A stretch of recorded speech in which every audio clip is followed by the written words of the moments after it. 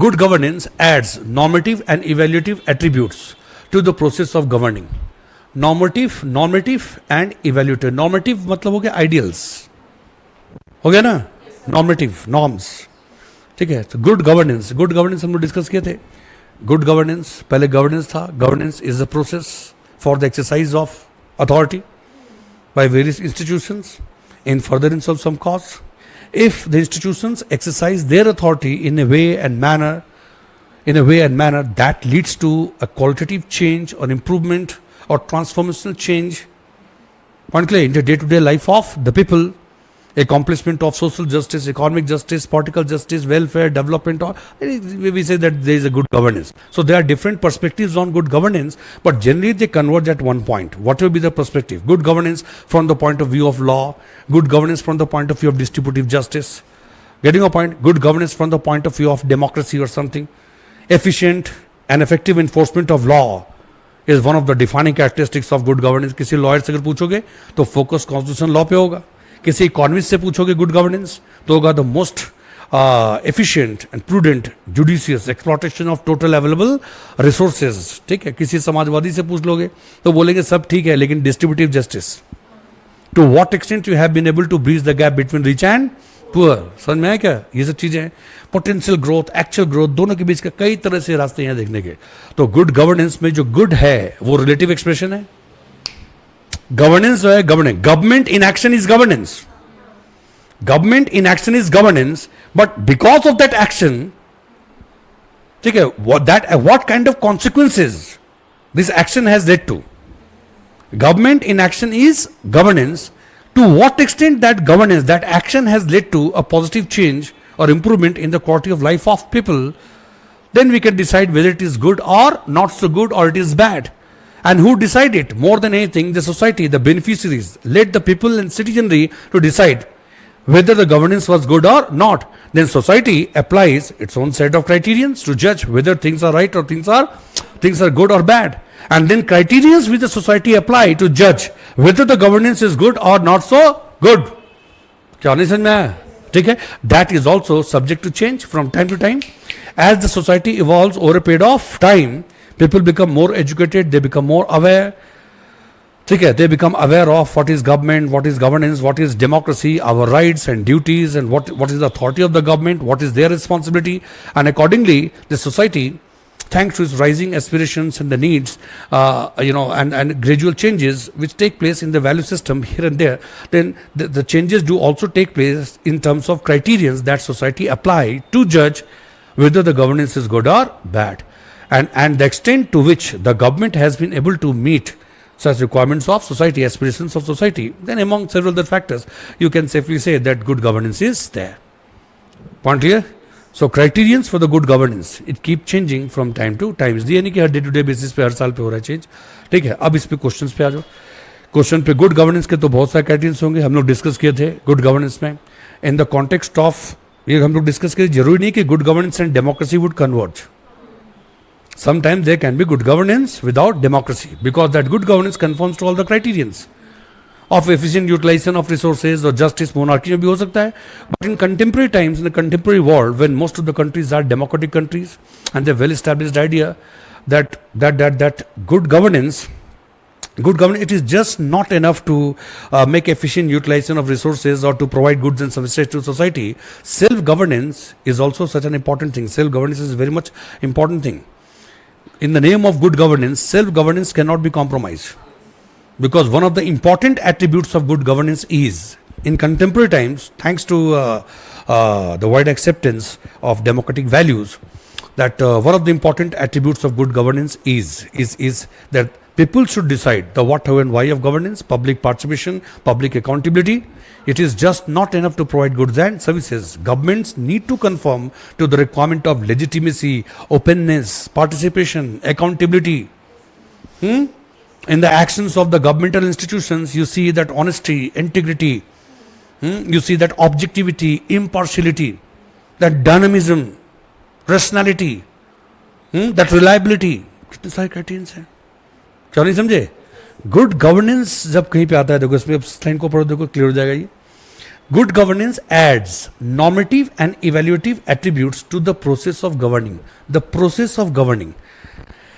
Good governance जब process में जब होगा तो you have to conform to the requirement of legitimacy, openness, participation, accountability. So gradually what happens, this become the standards, this become the normative attributes. मतलब यहां से जैसे से अब तुम जैसे हम लोग की आदत हो गई ट्रांसपेरेंसी और अकाउंटेबिलिटी की, कि गवर्नमेंट है, ट्रांसपेरेंसी होनी चाहिए, जनता को पूरा अधिकार देखने का. तो as a part of good governance, when you conform to these ethics and these criterions, ethical and moral norms or criterions, gradually it becomes the important attribute of good governance as a model, good governance as a concept. Nothing will qualify for good governance unless it conforms to that. So good governance in the process adds normative and evaluative attributes. Normative attributes उसमें आ जाएगा कि legitimacy होनी चाहिए, participation होनी चाहिए, accountability होनी चाहिए, integrity होनी चाहिए, impartiality होनी चाहिए.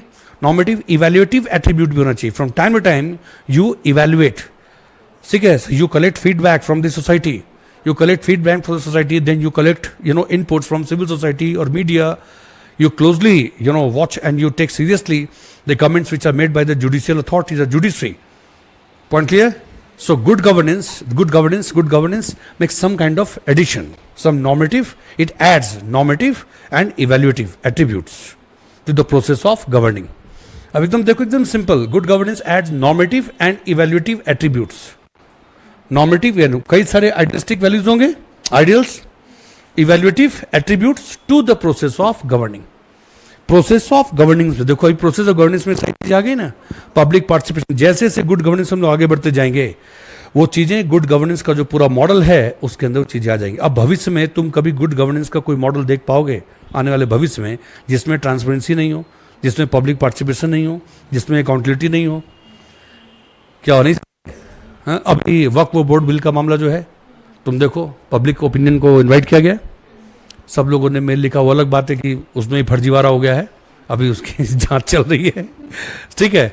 ऐसे बहुत सारे मैटर्स है ना. ट्रिपल तलाक का जब मामला चल रहा था, पब्लिक डोमेन में मैटर आ गया, लोग सोशल मीडिया पे अपने अपने कमेंट्स, सब लोग कमेंट्स लिख रहे हैं, व्यूज ओपिनियन एक्सप्रेस कर रहे हैं. तो धीरे धीरे क्या हो रहा है कि ये सारे जो एट्रीब्यूट्स हैं वो इंपॉर्टेंट, ये सारी चीज़ें जो हैं वो गुड गवर्नेंस जो पूरा प्रोसेस है उसका एक हिस्सा बन चुके हैं. ठीक है, आगे भी कुछ ऐसे ही होगा. क्लियर? सो ये तुम्हारे normative and evaluative attributes to the process of governing. ठीक. उसके तुम्हारे regulatory authorities are independent and effective for controlling service delivery activities, but are subject to extraneous factors. Do you agree? Give reasons. अब तुम agree करो नहीं करो, हम क्या बताएं? तुम पेपर पढ़ते हो, हम तो रेगुलेटरी अथॉरिटीज क्या क्या वही हो गए ना तुम्हारी. TRAI, telecom regulatory authority of India, ठीक है, फिर सेबी हो गई, है ना. और बताओ IRDA से हो गया, insurance regulatory development authority of India, ऐसे ही है. तो ये रेगुलेटरी बॉडीज हैं. Regulatory bodies do function. Regulatory bodies are generally statutory bodies. So they function within the bounds of law enacted by the parliament. ठीक है. Generally they enjoy adequate autonomy. They don't need to seek directions, from the ministers or political leadership. So the law is enacted by the parliament within the bounds of law. Such bodies are constituted. ठीक है. And generally they are conferred with quasi-legislative power, adjudicative power, regulatory powers. Things may differ from organization to organization. जैसे requirement उसके हिसाब से. Point clear? और एक particular कोई sector activities का होगा, जैसे टेलीकॉम सेक्टर है तो TRAI है. उसका बेसिक ऑब्जेक्टिव क्या होता है कि जो सर्विसेज जो है उसकी इंटीग्रिटी को, क्वालिटी को मेंटेन करना, to protect the interest of the government, to protect the interest of consumers, to protect the interest of all players. उसमें एयरटेल भी है, उसमें वोडाफोन भी है, जियो भी है. तो कोई भी अनड्यू एडवांटेज नहीं ले सके, फेयर कॉम्पिटिशन हो. क्या नहीं समझे? To protect the interest of all the stakeholders. तो इसलिए उसके पास सारे पावर. तो इन जनरल इंटरफेरेंस ऐसा नहीं होता. एक्सटर्नल फैक्टर्स का उतना ज़्यादा इन्वॉल्वमेंट के अंदर नहीं होगा. बाकी तुम्हारे जो अपने जो अनुभव हैं तुम लिख सकते हो. ठीक है, हमने तो थोड़ा सा हिंट दे दिया, तुम्हें बता दिया. ठीक है, ऐसा नहीं, क्योंकि वो स्टैट्यूटरी बॉडीज होती हैं, लॉ इनेक्ट किया जाता है, उस लॉ की बाउंड्री के अंदर जिनको काम करना होता है. ठीक है, उसके मेंबर, उसके पावर, उनके functions, quasi legislative power, judicial power, extraneous consideration जो इररिलेवेंट बाहर के बहुत सारे फैक्टर्स, उनका बहुत ज़्यादा असर नहीं होगा. ठीक है, एक आध केस ऐसा हो सकता है लेकिन आमतौर पर ऐसा नहीं होता. और उसका तुम्हारे है strengthening social audit through appropriate veg will promote inclusive government. Inclusive government पढ़े हो? इंक्लूसिव गवर्नमेंट, इंक्लूसिव डेवलपमेंट, ठीक है, हम लोग डिस्कस भी किए थे। Inclusive development is not possible without inclusive governance, ठीक है, governance. When ever the word inclusive is used, so it reflect the spirit of collectivism. हम बोलते हैं ना inclusive development, the model of development is inclusive. Inclusive, it includes, it accommodates all. The all diversity is included. Inclusive government, in the government, you have representation of different interests. That imparts fairness and legitimacy. Getting a point? And that consensual strength to the government and governance. Okay, so how can you have that kind of consensual strength and that kind of support from the society unless social audit is promoted? When I talk about social audit, इसके भी 2-3 अलग अलग मायने हैं, but इस question के context में तुम्हें जो है इसमें स्ट्रेंथनिंग सोशल ऑडिट मतलब पब्लिक स्क्रूटनी, मतलब ऐसे तो इंस्टीट्यूशनल ऑडिट होती ही है, but you have to devise ways and means so that the people in general have an opportunity to examine, to observe, to see the things on their own and to reflect on the same. The social audit, strength social audit will, जितनी ज़्यादा social audit होगी मतलब public participation, ठीक है, public participation, public accountability, then devising ways and means where the people can easily get information about the functioning of the government or institutions, implementation of programs, projects. The more of social audit, समझे बात को, more of social audit will strengthen the trust and confidence between. The more of audit, social audit will bring more of transparency, more of accountability, and there will be high level of trust and confidence between the government and society. Point clear? तब यार देखो, strengthening social audit through appropriate ways will promote inclusive government. जो social audit जितना अधिक होगा, ठीक है, जितना अधिक सोशल ऑडिट होगा उतनी ज़्यादा ट्रांसपेरेंसी होगी और सेंस ऑफ एलिनेशन खत्म होगा। सेंस ऑफ एलिनेशन मतलब सोसाइटी को ऐसा नहीं लगेगा कि government is a distinct entity. नहीं, गवर्नमेंट जो है वो सोसाइटी से ही निकल करके आई है, वो सोसाइटी के लिए काम कर रही है और हम देख सकते हैं गवर्नमेंट क्या कर रही नहीं कर रही है, जानकारी साझा करते हैं सबके साथ में, अलग अलग वेज मीन्स है। इससे क्या होगा कि पूरी गवर्नमेंट जो है वो इंक्लूसिव गवर्नमेंट बनेगी, मतलब सोसाइटी को लगेगा ये हमारी गवर्नमेंट है सही मायने में, समझ गए? ठीक है, इंक्लूसिव गवर्नमेंट, इंक्लूसिव गवर्नेंस, ये सब इंक्लूसिव डेवलपमेंट, सब में क्या है? Spirit of collectivism, that government, the model of development which is developed by the government, or the model of growth, inclusive development, inclusive governance. It means you have to take all the interest along. You have to take the diversity all along. That this is not a liability, that is a strength. But how to take all the diversity and different interests along? How to develop that inclusive government? It is not only about talking tall about inclusive government. ठीक है, ये जनता की सरकार, जनता के लिए, सबके लिए सरकार नहीं। आपकी एक्टिविटीज़ ऐसी होनी चाहिए, आप ट्रांसपेरेंसी ला सकते हैं, सोशल ऑडिट को आप प्रमोट कर सकते हैं, आम जनता जितनी अधिक जानकारी चाहती, जो रेलिवेंट है वो जानकारी जनता को मिले अधिक से अधिक, तब जाकर ट्रस्ट एंड कॉन्फिडेंस बिल्डअप होगा एंड देन ओनली हम लोग कह सकते हैं कि गवर्नमेंट इंक्लूसिव गवर्नमेंट है। मतलब लोकतंत्र में सरकार किसकी है? जनता की सरकार। कहने के लिए तो अच्छा है, government of the people by the people बोलते हैं, लेकिन हकीकत में क्या ऐसा होता है? हकीकत में इंक्लूसिव गवर्नमेंट का मतलब ये हुआ कि गवर्नमेंट का जो एक्शन है, उसकी एक्टिविटीज, उसकी पॉलिसी, उसमें एक्नॉलेजमेंट है इस बात का, there is a respect and acknowledgement for this fact that the government is acting in trust and on behalf of the society. People are the ultimate repository of all power and authority. They have every right to know about things. So therefore, it is the responsibility of the government to devise ways and means so that the people in general, they could also exercise vigilance. They could also collect information regarding the functioning of the government. They could build their opinion and they could decide the things, what is right and what is wrong.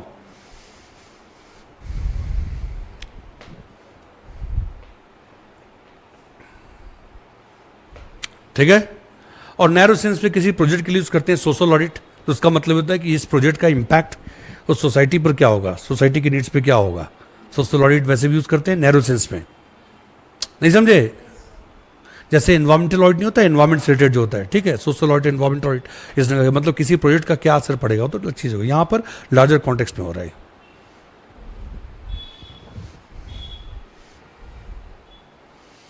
उसके बाद है the development of administrative law in welfare state has made administrative tribunals a necessity. The development of administrative law पढ़ चुके हो, ठीक है? The development of administrative law in a welfare state has made administrative tribunals a necessity. Welfare state, unlike warfare state, has multifarious responsibilities. It is committed to the cause of welfare, development, security of the society. Accordingly, it assumes multifarious responsibilities related to education, public health, social justice, women empowerment, development of infrastructure, environmental management, environmental conservation, getting a point, agriculture, industry, and lot many matters. Okay, so number of activities are, so welfare state is a very an ensemble of different types of activities, a very complex affair. Point clear? So welfare state means that administration will have multifarious responsibilities much more than the administration used to have in a warfare state. Clear? So wider the responsibility, wider the zone of responsibility, the more the authority to be conferred on administration. If administration has to look after different subject matters, administration has to consistently work for welfare, development, security of the society. They have to deal with every subject matter. Accordingly, different institutions will have to establish. Then different institutions will have to be conferred with the power and authority so that they could discharge their responsibilities. What happens? Administration becomes a super colossal entity with huge power and authority. There is hardly any aspect of your life which is not affected by administration. When administration has become so much powerful, elephantine in size, impact, that's why it is required to be controlled. Okay? That's why you need administrative law. So administrative law refers to that specific component of the legal system of a country, which tends to ensure that administration remain within the bounds of within its limits. It defines the power, authority, jurisdiction of administrative institutions, the rules and procedures to be followed by administrative institutions. It also defines the equation of relationship between administrative institutions on the one hand, society on the other. That here fundamental rights, legal rights enjoyed by the society. It is here that your authority has to come to a halt. Your authority will comes to an end where the rights of the people begin. So equation of relationship between administrative institutions and society, the rules and procedures, and also the means and mechanism. The law provides means and mechanism for the enforcement of accountability of administrative institutions to judiciary. This is the zone of administrative law. Point clear? So there is a link between welfare state. अभी question पे नहीं हम बता रहे. There is a link between welfare state. Welfare state means number of responsibilities. The more the responsibility, the more the authority. Huge authority of the public administration, institutions and agencies. Then there is a possibility of misuse of power, corruption, arbitrariness. That's why you need administrative law, a specific law, so that administrative institutions remain within their limits.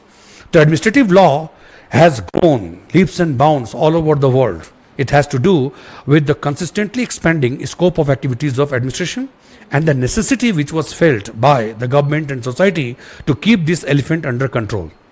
We cannot reduce their power and authority, otherwise they won't be able to discharge responsibilities. But at the same time, we cannot allow them to continue with power authority without effective control over that.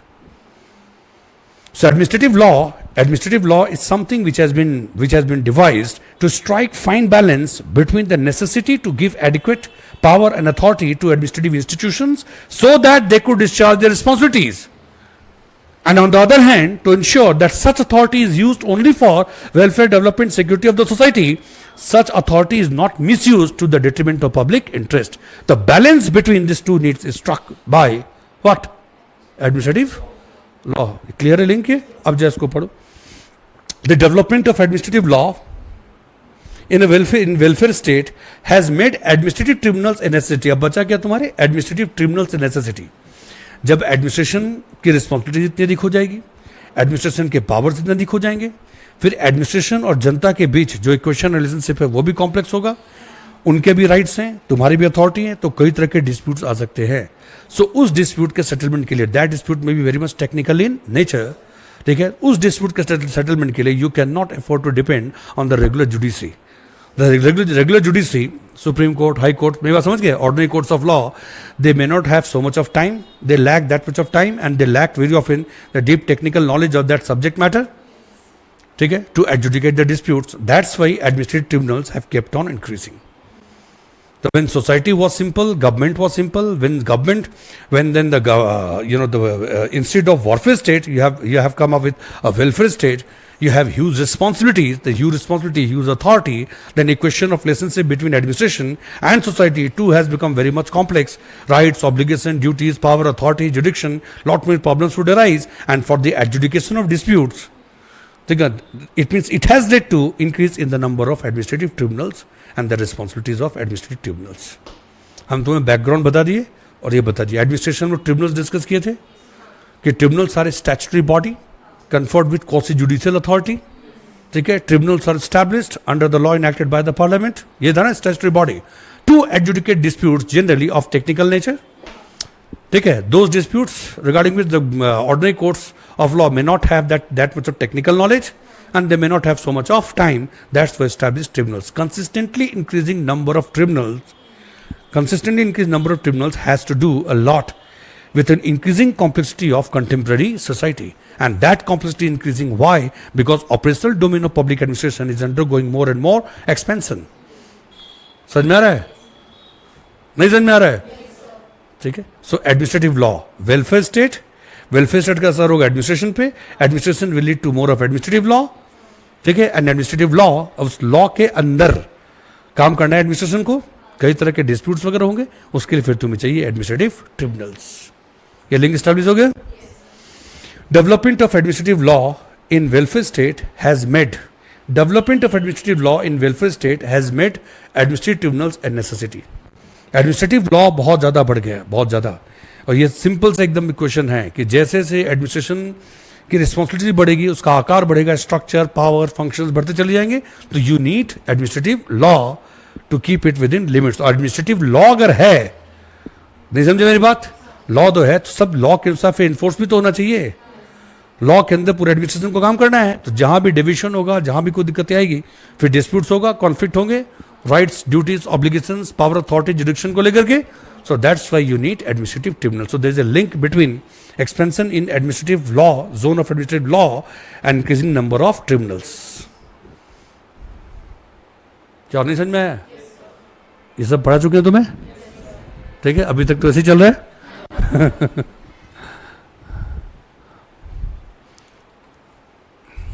प्रशासन पर विधायी नियंत्रण की अप्रभाविता. अरे चलो नीचे आ जाओ.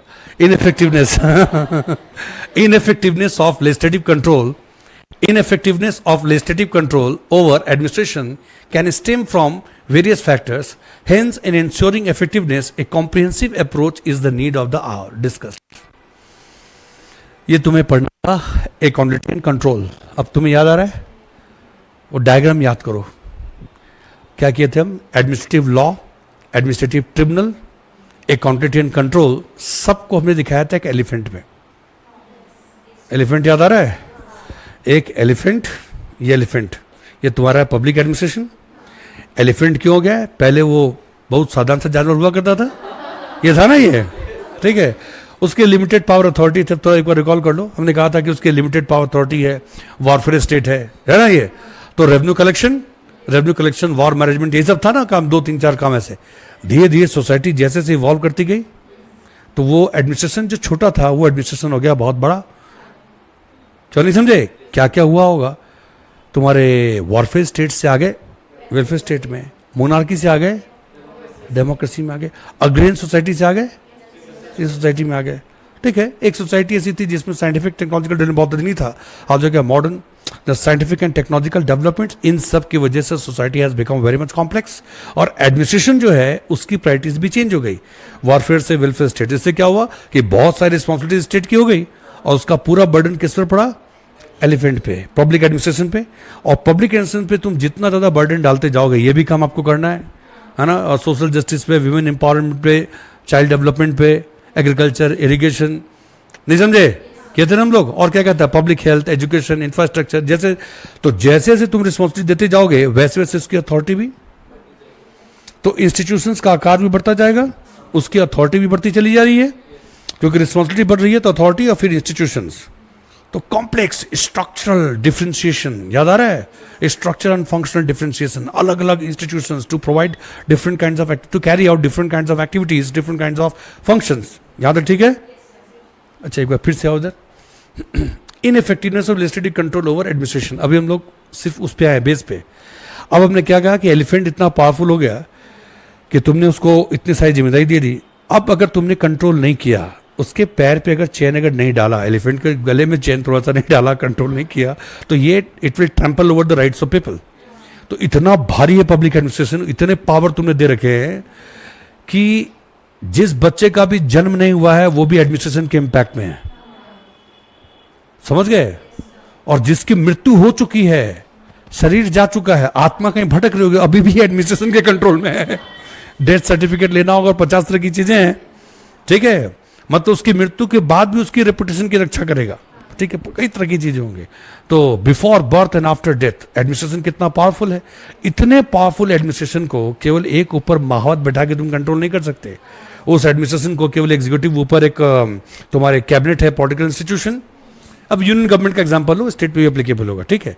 तो केवल एक पॉलिटिकल लीडरशिप कंट्रोल नहीं कर पाई। तो हमने क्या दिखाया था कि एक एलिफेंट, मान लो एलिफेंट है, ये एलिफेंट था काफी पावरफुल, तो हमने कहा था ना कि इसके ऊपर तो एग्जीक्यूटिव है, पॉलिटिकल लीडरशिप बैठी हुई है, मोदी जी हैं, पूरी कैबिनेट टीम वगैरह बैठी है, सब ठीक है। और इधर से हमने कहा था कि एक कंट्रोल तो इनके पास है, अंकुश लेके बैठे हाथी पे, दूसरा एक चेंज जा रहा है किस तरह, पार्लियामेंट के पास, और इधर से एक जा रहा है जुडिशरी के पास। ये था ना ये एडमिनिस्ट्रेटिव कंट्रोल। तो administration is brought under control, ठीक है, बाय लेजिस्लेचर, बाय जुडिशरी, और सबके तरीके अलग अलग हैं। So control over administration is exercise by legislature, by parliament, ठीक है? कैसे? Through debate and discussion. ये था ना, तो बजटरी अप्रूवल जो है वो पार्लियामेंट करता है, डिबेट डिस्कशन होता है, क्वेश्चन आवर, ठीक है, पार्लियामेंट्री कमिटीज होती है, वो भी अकाउंटेबिलिटी इन्फोर्स करती है। लेकिन ये सब बहुत डायरेक्ट नहीं है, ठीक है? डायरेक्टली अकाउंटेबिलिटी इन्फोर्स कौन कर पाता है? तो वो तुम्हारे ऊपर पॉलिटिकल लीडरशिप है। तो लेजिस्लेटिव कंट्रोल जो एडमिनिस्ट्रेशन पे है, क्योंकि तुम्हारे एडमिनिस्ट्रेशन में जो टॉप एग्जीक्यूटिव वगैरह जो है, जो सेक्रेटरीज वगैरह, they are not accountable to legislature directly. क्या नहीं समझे? They are accountable to the political leadership. Political leadership जो है उसकी अकाउंटेबिलिटी इन्फोर्स होती है लेजिस्लेचर में, ठीक है? और फिर सीएजी की रिपोर्ट वगैरह आ गई, उसमें भी पार्लियामेंट्री कमिटीज है, वो पार्लियामेंट्री कमिटीज बहुत सारी, इनको सिविल कोर्ट के बराबर पावर उनको मिला हुआ है, तो वो इन्वेस्टिगेट करती हैं, वो फिर समन कर सकती हो, किसी ऑफिसर को बुला सकती हैं, डॉक्यूमेंट्स वगैरह प्रोड्यूस करने के लिए कह सकती हैं, दैट डिफरेंट थिंग, वो आ गया, ठीक है? तो अभी जो सिस्टम तुम्हारा जो इसमें ये क्वेश्चन इसमें पूछा जा रहा है कि लेजिस्लेटिव कंट्रोल जो है एडमिनिस्ट्रेशन के ऊपर, उसकी इनइफेक्टिवनेस के बारे में बात की जाए कि अभी जो कुछ है वो बहुत ज़्यादा इफेक्टिव नहीं है, वो बहुत ज़्यादा इफेक्टिव नहीं है, ठीक है? तो इनइफेक्टिवनेस of legislative control over administration. तो पहले तुम ये समझ गए कि legislative control over administration is not direct, ठीक है? So it is not so much effective, it is through the political leadership. और पॉलिटिकल लीडरशिप जो है उसकी अकाउंटेबिलिटी इन्फोर्स करते हैं, उसमें एडमिनिस्ट्रेशन पे चर्चा कर लेते हैं क्या कुछ हुआ, कैसे हुआ। तो पार्लियामेंट जो है, ऐसे कहने के लिए पार्लियामेंट है पावरफुल है, लॉ बनाती है, उस लॉ के दायरे के अंदर एडमिनिस्ट्रेशन काम करता है, लेकिन पार्लियामेंट एज एन इंस्टीट्यूशन को अब कुछ नया डिवाइस करना पड़ेगा, क्योंकि एडमिनिस्ट्रेशन पर जैसा कंट्रोल होना चाहिए वैसा नहीं है। केवल पार्लियामेंट्री कमिटी से कुछ हद तक कंट्रोल कर पाओगे, लेकिन क्या होगा कि इतना वास्ट एरिया है एडमिनिस्ट्रेशन का कि कमिटीज स्पेसिफिक किसी एक दो सब्जेक्ट मैटर या 5, 7, 10 पे वो थोड़े बहुत काम कर लेती है, लेकिन वो कंट्रोल उतना नहीं, क्योंकि पार्लियामेंट्री कमिटीज को कुछ एक्सपर्टीज की सपोर्ट जो चाहिए वो अवेलेबल नहीं। इसमें तुम्हें उस दिशा में जाना पड़ेगा कि अभी जो मीन्स मैकेनिज्म है, द क्वेश्चन आवर और for that matter debate and discussion in general, the parliament और the budgetary approval by the parliament to the administration और government governance to the government, these things are not so much effective.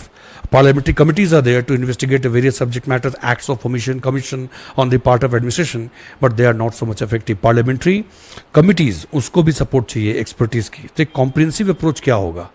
Comprehensive approach ये होगा कि जो आपकी committees हैं, committees हैं, committees को और ज़्यादा मतलब effective कैसे बनाया जाए, ठीक है? committees केवल मीटिंग करती हैं, वो भी ज़्यादा politically oriented होता है। अभी तुम देखो जेपीसी में, ठीक है, अब तो सोशल मीडिया वगैरह काफ़ी एक्टिव है तो थोड़ा सुधर भी गए होंगे। जेपीसी तुम सोचो, ज्वाइंट पार्लियामेंट्री कमेटी, मारपीट हो गया उसमें, एफआईआर दर्ज हुआ, पढ़ोगे नहीं है वकूट वाला ये, तो इस पर तुम्हें लिखना पड़ेगा, ठीक है? इनइफेक्टिवनेस जो है इसको कैसे मतलब हटाया जाए और इसको कैसे इफेक्टिव बनाया। तो उसमें one of the important aspect ये है कि पार्लियामेंट्री कमिटीज़ है उनको सपोर्ट चाहिए ऐसे इंस्टीट्यूशंस का, ठीक है, जिसमें एक्सपर्ट्स वगैरह हों, ठीक है? क्योंकि वो अधिकतर जो पार्लियामेंट में जो मेंबर्स वगैरह भी जो है दे आर कॉमन लेमैन, तो जैसा इंस्टीट्यूशनलाइज सपोर्ट मिलना चाहिए वैसा सपोर्ट नहीं है, and that's why they fail to enforce the accountability of administration to that extent. और जनरली अधिकतर कंट्रोल जो है वो पोस्ट फैक्टो कंट्रोल है, ठीक है, पार्लियामेंट और एडमिनिस्ट्रेशन के बीच का जो कम्युनिकेशन जो है, ठीक है, वो उतना एफिशिएंट नहीं है. It is via political leadership. और जब तक पार्लियामेंट कुछ करती है तब तक बहुत कुछ निकल चुका होता है.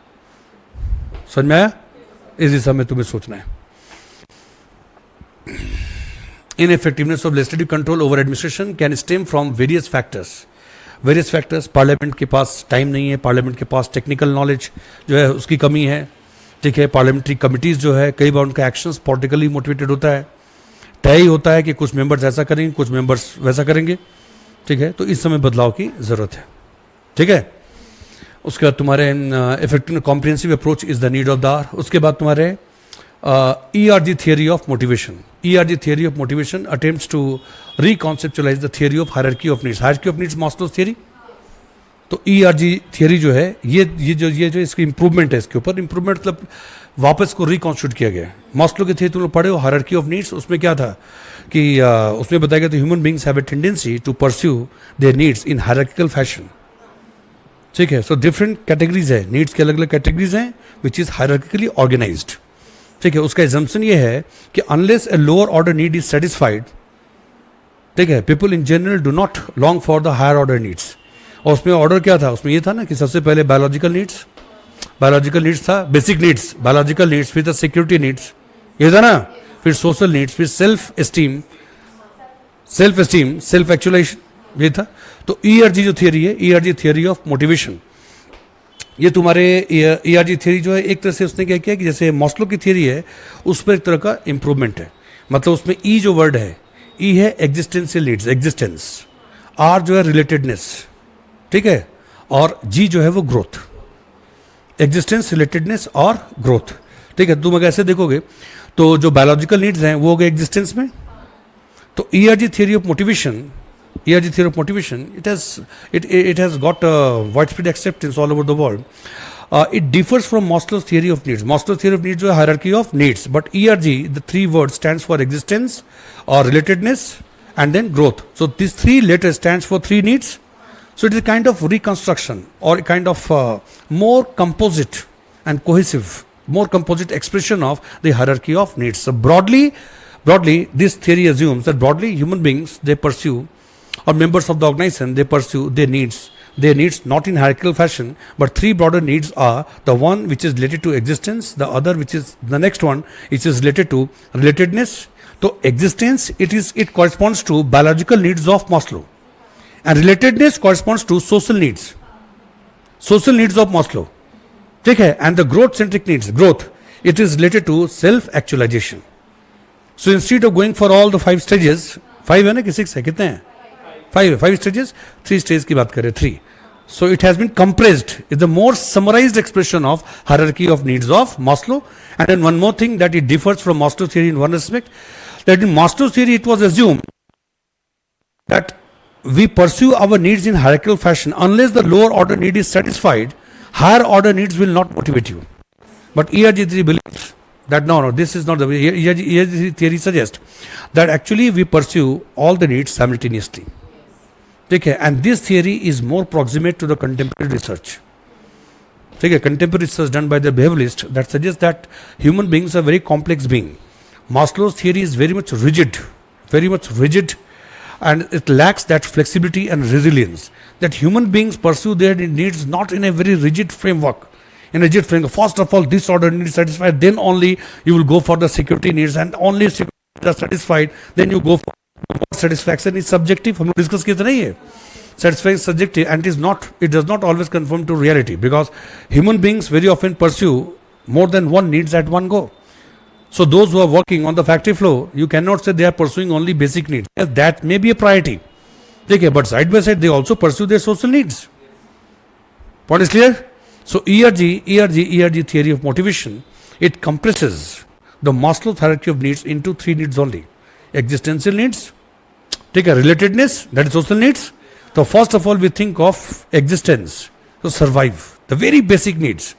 And once you fulfill these needs are fulfilled, then you go for the relatedness.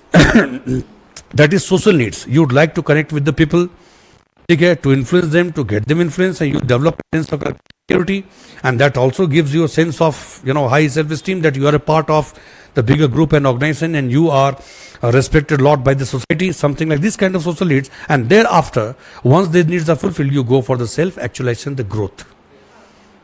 Okay, existence, you have overcome that problem. Once existential problems are taken care of, then you go for the relatedness. This is also done. Social needs are fulfilled.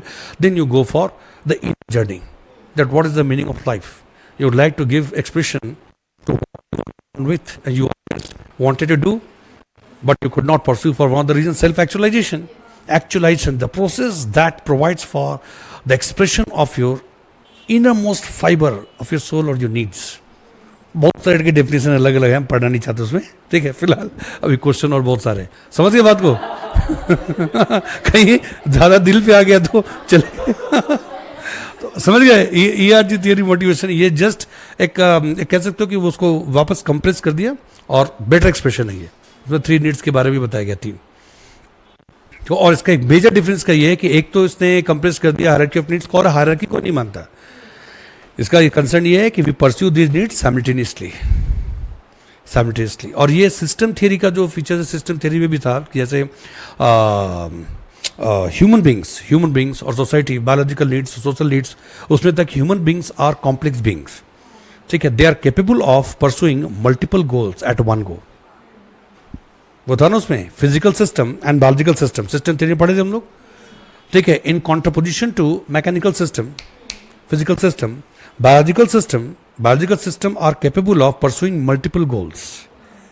Machines एक गोल पे काम कर रहे हैं, वो सब compressed है, programmed है.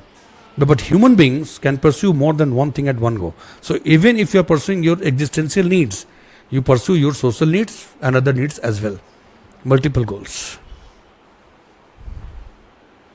Point clear?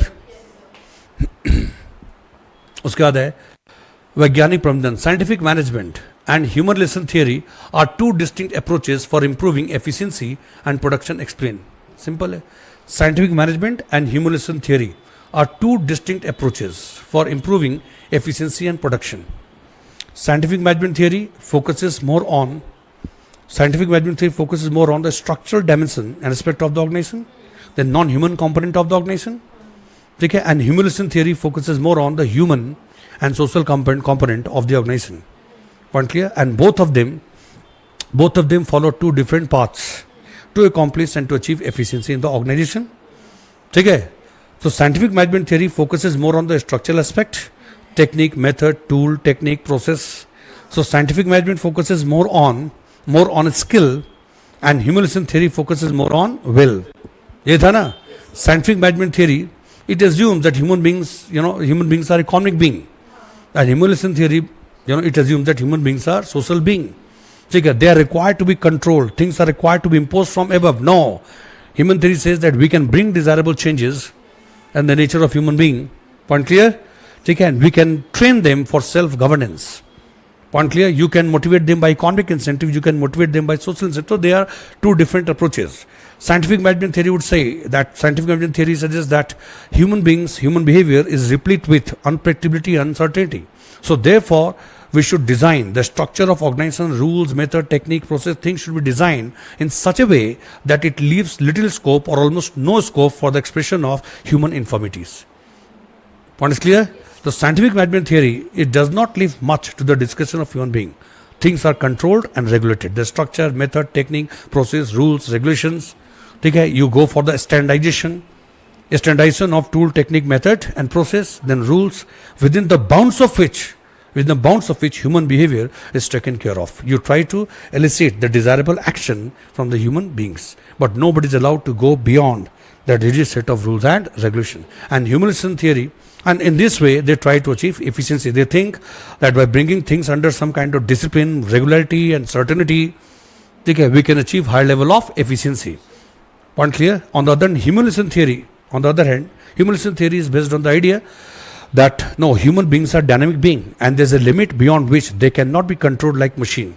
It is not actually the skill, tools, techniques, method and process alone that that leads to efficiency. Efficiency is the outcome of interplay of structural or human aspects and factors. Point clear? Organizations come into existence because of human beings.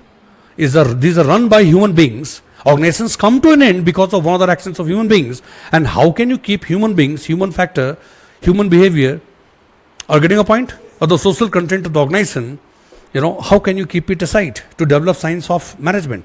So scientific management will not work if it is not accommodative of the core realities of human beings.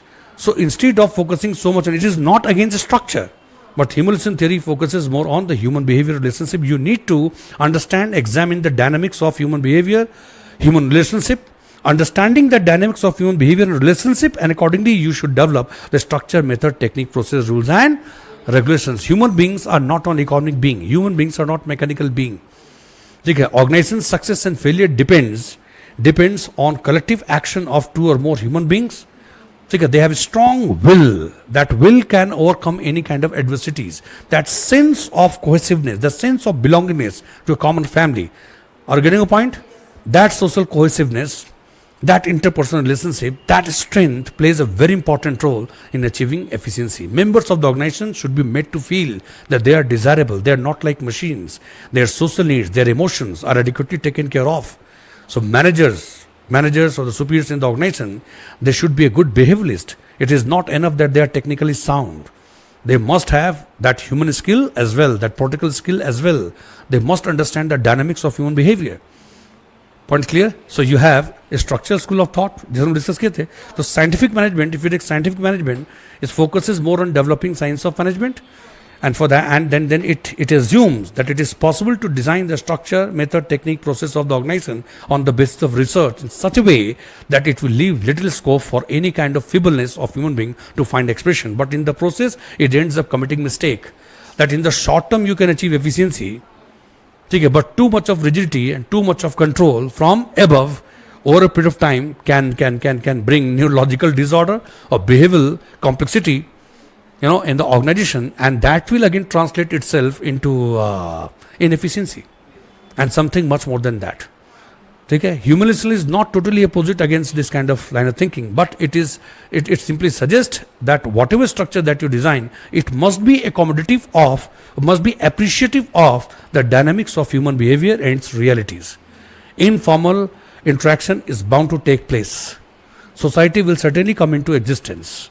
And if you suppress them, it will have negative implications. So better that you design the structure of organization in such a way, or getting a point, that you support it, you nurture it to the extent required, and you elicit the best of the actions from the human beings. Their needs are properly satisfied. ये जाने इसमें अब तो उसके हिसाब से इसमें लिखना था. Scientific management and humanism theory are two distinct approaches for improving efficiency and two distinct approaches for achieving efficiency in organization. Okay? But the research studies have clearly suggested, and now there is no doubt, all over the world it is well accepted, that actually these are the two approaches, but they are not contradictory to each other, they are complementary to each other. The successful functioning of any organization, efficiency requires both of these approaches to be duly followed. Okay? The balance has to be struck between the two. This is one of the challenges which is required to be accepted by the top leadership. It requires a lot of prudence, that how much of the science and how much of the human relation, human behavior, how to strike fine balance between the two. The imperatives of scientific management, regularity, discipline, orderliness, efficiency, cost consciousness, getting at better quality goods and services, standardization. And on the other hand, the imperatives of understanding the human and social content of organization. You are not working with machines, you are working with human beings. It is not only a matter of organizational efficiency or economy, there are moral issues, ethical issues concerned with that. Human beings are to be treated as human beings. So if you strike fine balance between the two, you have to harness the potential of skill as well as will. Getting up, you need science but with a human face. You don't need a kind of organization that has gone high and dry. Too much of application of tool, technique, method and process. Point is clear? Okay? You have to provide economic incentives, you have to provide social incentives. Okay? So you have a formal structure, rules, regulation, but there is an element of liveliness because of opportunity for informal interaction. Okay? So they are not contradictory to each other, they are complementary to each other. In fact, no organization has ever been successful by focusing only on, focusing on one of these two approaches. And if you can see it may be only for short term or it may be a very small minority only. Most of the organizations, contemporary world, do follow both of them. A structure as well as relationship. ठीक है, scientific management and then you have concern for human relation approach. ठीक है, scientific management basically यहाँ पे उसका focus जो है वो नॉन ह्यूमन रिस्पेक्ट पे है और ह्यूमन रिलेशन वाले में फोकस जो है वो ह्यूमन बिहेवियर और ह्यूमन रिलेशनशिप पे. ठीक है, और हमें दोनों की जरूरत है, दोनों की. If you make compromise with scientific imperatives of scientific management is compromise, then your organization will become a dharamshala. कोई भी आ रहा है, कोई भी जा रहा है. ठीक है, वैसा उसमें वो रेगुलरिटी नहीं रहेगी, डिसिप्लिन नहीं रहेगा, organise concentrated action is not possible. और अगर तुम ह्यूमन रिलेशन जो है उस पर अगर बहुत ज़्यादा ह्यूमन रिलेशन फोकस करोगे तो धर्मशाला बन जाएगा, और बहुत ज़्यादा साइंटिफिक मैनेजमेंट पे फोकस अगर करोगे तो बिल्कुल मैकेनिकल. तुमने एआई टाइप बना दिया, इंसान को एआई बना दिया, जीते जागते इंसान को इन ब्लड एंड फ्लेश, उनको रोबोट टाइप बना दिया. और रोबोट टाइप बनाओगे तो उसका कॉन्सिक्वेंस होगा ही होगा, नेगेटिव कॉन्सिक्वेंस. ठीक है.